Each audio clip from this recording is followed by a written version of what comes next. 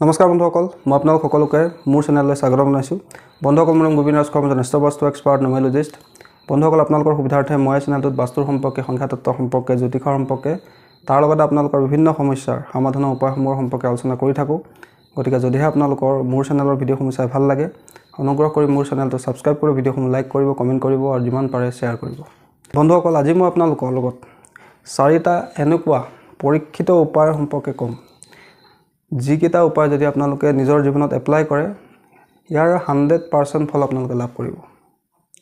বন্ধুসকল, আমাৰ জীৱনত প্ৰত্যেকৰে কিবা নহয় কিবা এটা সমস্যা থাকেই। কাৰোবাৰ শিক্ষাৰ ক্ষেত্ৰত সমস্যা, কাৰোবাৰ স্বাস্থ্যৰ সমস্যা, কাৰোবাৰ ধন টকা পইচাৰ সমস্যা, কাৰোবাৰ মানসিক অশান্তিৰ সমস্যা। প্ৰত্যেকৰে সমস্যাবিলাক বেলেগ বেলেগ। কিন্তু আজি মই যিকেইটা সমস্যাৰ উপায় সম্পৰ্কে দিম, এইকেইটা কিন্তু গোটেইকেইটা পৰীক্ষিত উপায়। আপোনালোকে প্ৰয়োগ কৰি চাব, নিশ্চয় ইয়াৰ পৰা আপোনালোকে ভাল ফল লাভ কৰিবই কৰিব। বন্ধুসকল, প্ৰথম উপায়টো হ'ল ৰাহু গ্ৰহক লৈ। বন্ধুসকল, ৰাহু হৈছে নৱগ্ৰহৰ ভিতৰত সকলোতকৈ দুষ্ট গ্ৰহ। আমাৰ জীৱনত মেক্সিমাম যিখিনি সমস্যা হয়, বাধা বিঘিনি, ৰোগ ব্যাধি, শত্ৰুৰ সমস্যা, কোৰ্ট কেছৰ সমস্যা, বিভিন্ন ধৰণৰ সমস্যাৰ মুখ্যতঃ ৰাহুৰ কাৰণে বেছিকৈ হয়। সেইকাৰণে নৱগ্ৰহৰ ভিতৰত সকলোতকৈ পাপী গ্ৰহ ৰাহুকে কোৱা হৈছে। বন্ধুসকল, আমি ৰাহু গ্ৰহক সেইকাৰণে শান্তি কৰি ৰাখিব লাগে। আৰু শান্ত কৰাৰ বিভিন্ন উপায় আছে। ইয়াৰ আগতে মই আপোনালোকক বহু উপায় সম্পৰ্কে কৈছিলোঁ। আজি যিটো উপায় ক'ম, সেই উপায়টো একেবাৰে এটা সহজ উপায়, সকলোৱে কৰিব পৰা উপায়। কোনো টকা পইচা খৰচ কৰিবলগীয়া নাই। কি উপায় কৰিব লাগে বন্ধুসকল, ভালকৈ শুনি লওক। প্ৰত্যেক মাহতে অমাৱস্যা তিথি পৰে। এই অমাৱস্যা তিথিৰ দিনা যদি আমি নিজৰ গা ধোৱা পানীত গংগাজল মিলাই যদি আমি স্নান কৰোঁ, তাৰ লগতে যদি অমাৱস্যাৰ দিনা আমি ক'লা বস্তু, ধৰি লওক ক'লা কুকুৰ হ'ব পাৰে, ক'লা মেকুৰী হ'ব পাৰে, কাউৰী হ'ব পাৰে, ক'লা বস্তুক যদি আমি ভোজন কৰোঁ, তেন্তে আমাৰ জীৱনত ৰাহুৰ যদি কিবা বেয়া প্ৰভাৱ আছে, সেই প্ৰভাৱ লাহে লাহে নাইকিয়া হৈ যায়। কিন্তু এই প্ৰয়োগটো আমি প্ৰত্যেকটো মাহতে কৰিব লাগিব। অৰ্থাৎ প্ৰত্যেক মাহতটো কোনোবা দিনা অমাৱস্যা পৰিবই। সেই অমাৱস্যাৰ দিনাই আমি এই প্ৰয়োগটো সকলোৱে কৰিব লাগিব। একেবাৰে এটা সহজ উপায়। গা ধোৱা পানীত গংগাজল আপোনালোকে মিলাই গা ধুব লাগে। গংগাজল আপোনালোকে পূজাৰ দোকানত বিচাৰিলে পাই যাব। আৰু যিকোনো 3টা ক'লা বস্তু, ক'লা কুকুৰ হ'ব পাৰে, ক'লা গাই গৰু হ'ব পাৰে, কাউৰী হ'ব পাৰে, ক'লা বস্তুক আমি ভোজন কৰাব লাগে। 3টা ৰুটি বনাইও আমি খাব পাৰোঁ, বা ৰুটিৰ বাহিৰে বেলেগ বস্তু আমি খাব পাৰোঁ। অৰ্থাৎ যিদিনাখনি অমাৱস্যা পৰে, আমি এই উপায়টো সকলো ফ'ল' কৰিব লাগে। যদি ইয়াক কণ্টিনিউ ফ'ল' কৰা হয়, তেন্তে আপোনালোকে চাব আপোনাৰ জীৱনত ৰাহু গ্ৰহৰ কাৰণে যিখিনি সমস্যা হৈ আছিলে, সেই সমস্যা লাহে লাহে লাহে লাহে আঁতৰি যাব আপোনাৰ জীৱনৰ পৰা। আৰু এইটো এটা অত্যন্ত পৰীক্ষিত আৰু সহজ উপায়। আপোনালোকে কৰি চাব, নিশ্চয় ইয়াৰ পৰা আপোনালোকে ভাল ফল লাভ কৰিব। বন্ধুসকল, দ্বিতীয় উপায়টো হৈছে আমাৰ বাধা বিঘিনিক লৈ। বন্ধুসকল, আমাৰ জীৱনত প্ৰত্যেকৰে কিবা নহয় কিবা এটা সমস্যা থাকে। কিন্তু কেতিয়াবা এনেকুৱা হয় যে আমি কৰি থকা কাম এটা সহজে হৈ নুঠে। কামত এটাৰ পিছত এটা বাধা আহিয়ে থাকে। সেয়া বিবাহৰ ক্ষেত্ৰতো হ'ব পাৰে, আপোনাৰ কাম কাজৰ ক্ষেত্ৰতো হ'ব পাৰে, বা যিকোনো মাংগলিক অনুষ্ঠানৰ ক্ষেত্ৰতো হ'ব পাৰে, বা আপোনাৰ কেৰিয়াৰৰ ক্ষেত্ৰতো এই ধৰণৰ সমস্যা হ'ব পাৰে। অৰ্থাৎ যদি আপোনাৰ জীৱনৰ পৰা বাধা বিঘিনি নুগুচে, তেন্তে আমি কি উপায় কৰিব লাগে? বন্ধুসকল, বাধা বিঘিনি সমস্যা দূৰ কৰাৰ বিভিন্ন উপায় সম্পৰ্কে মই আগতে আপোনালোকক কৈছিলোঁ। বাস্তুৰ উপায় সম্পৰ্কে, মন্ত্ৰ সম্পৰ্কে, এঞ্জেল নাম্বাৰ সম্পৰ্কে। আজি মই যিটো উপায় ক'ম, সেইটো একেবাৰে এটা সহজ উপায়। কিন্তু ইয়াক আপোনালোকে কণ্টিনিউ প্ৰয়োগ কৰিব লাগিব। প্ৰত্যেক দিনে মই এতিয়া যিটো মন্ত্ৰ আপোনালোকক দিম, এই মন্ত্ৰটো আপোনালোকে প্ৰত্যেক দিনে 21 বাৰকৈ জপ কৰিব লাগিব আৰু কণ্টিনিউ কৰিব লাগিব। যদি কণ্টিনিউ কৰি যায়, খুব কম দিনৰ ভিতৰতে যদি আপোনাৰ জীৱনত বাধা বিঘিনি সমস্যা নুগুচা হৈছিলে, তেন্তে সেই সমস্যাও লাহে লাহে আঁতৰি যাব। বন্ধুসকল, সেই মন্ত্ৰটো মই স্ক্ৰীণত দি দিছোঁ। মন্ত্ৰটো হৈছে ওম কাক ধ্বজাই বিদ্মহে খৰ্গ হস্তাই ধীমহি তন্নু মন্দ প্ৰচোদয়াত। বন্ধুসকল, এই মন্ত্ৰটো আপোনালোকে ভালকৈ মুখস্থ কৰি ল'ব আৰু প্ৰত্যেক দিনে 21 বাৰকৈ জপ কৰিবলৈ লওক। চাব আপোনালোকৰ বাধা বিঘিনি সমস্যাবিলাক জীৱনৰ পৰা লাহে লাহে আঁতৰি যাব। বন্ধুসকল, এইটো শনি গ্ৰহৰ এটা মন্ত্ৰ, শনি গ্ৰহৰ গায়ত্ৰী মন্ত্ৰ বুলি ক'ব পাৰি। এই মন্ত্ৰ যদি আমি কণ্টিনিউ প্ৰয়োগ কৰোঁ, তেন্তে আমাৰ জীৱনত সাধাৰণতে যিবিলাক বাধা বিঘিনি সমস্যা হয়, সেয়া শনি গ্ৰহৰ কাৰণে বেছিকৈ হয়। গতিকে শনি গ্ৰহৰ কৃপা দৃষ্টি আমাৰ লাভ হ'ব, শনি গ্ৰহ আমাৰ শান্ত হ'ব, আমাৰ জীৱনৰ বাধা বিঘিনি সমস্যাবিলাক লাহে লাহে আঁতৰি যাব। বন্ধুসকল, এইটো এটা পৰীক্ষিত উপায়। বন্ধুসকল, কণ্টিনিউ আপোনালোকে ইয়াক প্ৰয়োগ কৰিব। ইয়াৰ পৰা নিশ্চয় আপোনালোকে ভাল ফল লাভ কৰিবই কৰিব।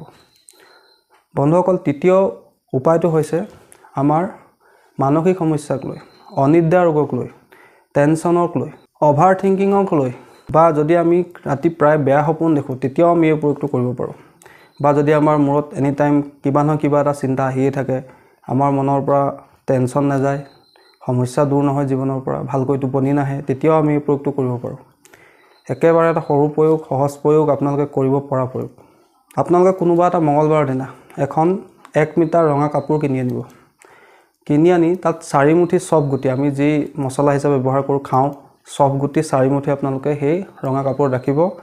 ৰাখি তাৰ এটা টোপোলা নিৰ্মাণ কৰি আপোনাৰ নিজৰ গাৰুৰ তলত ৰাখি থ'ব।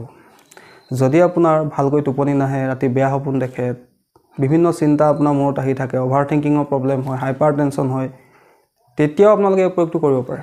একেবাৰে এটা সৰু প্ৰয়োগ।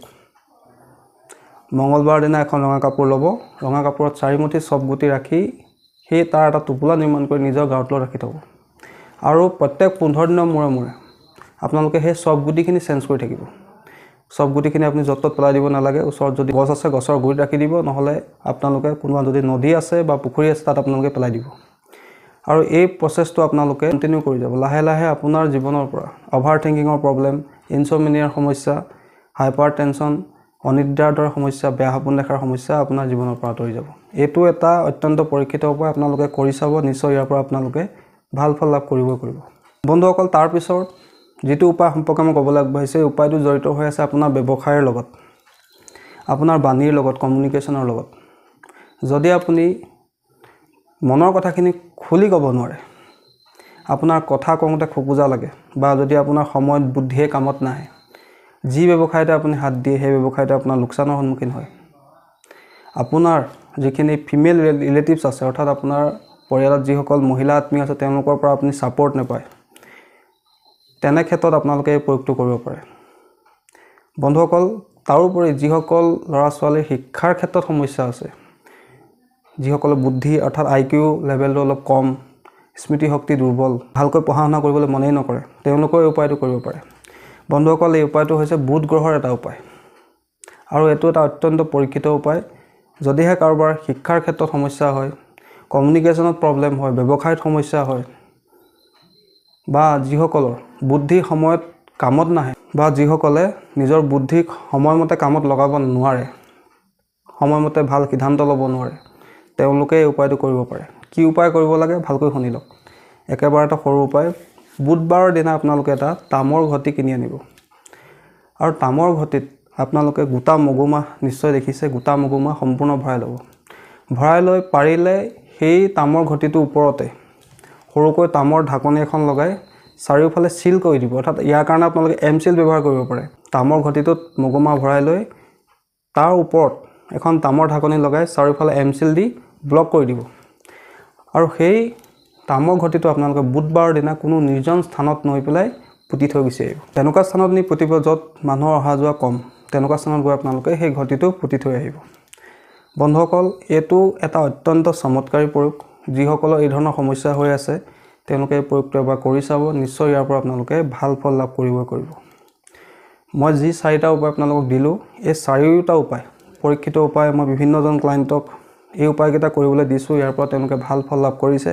তেওঁলোকৰ সেই ফিডবেক লৈ আপোনালোকক মই 4টা উপায় আপোনালোকক মই দিলোঁ। আপোনালোকে ভালকৈ প্ৰয়োগ কৰিব, নিশ্চয় ইয়াৰ পৰা আপোনালোকে ভাল ফল লাভ কৰিব। বন্ধুসকল, আশা কৰিছোঁ আজি আপোনালোকৰ এই 4টা পৰীক্ষিত উপায়ৰ সম্পৰ্কে জানি ভাল লাগিলে। যদি ভাল লাগিলে অনুগ্ৰহ কৰি ভিডিঅ'টো লাইক কৰি দিব, কমেণ্ট কৰিব, আৰু মোৰ চেনেলটো ছাবস্ক্ৰাইব কৰিব। ধন্যবাদ।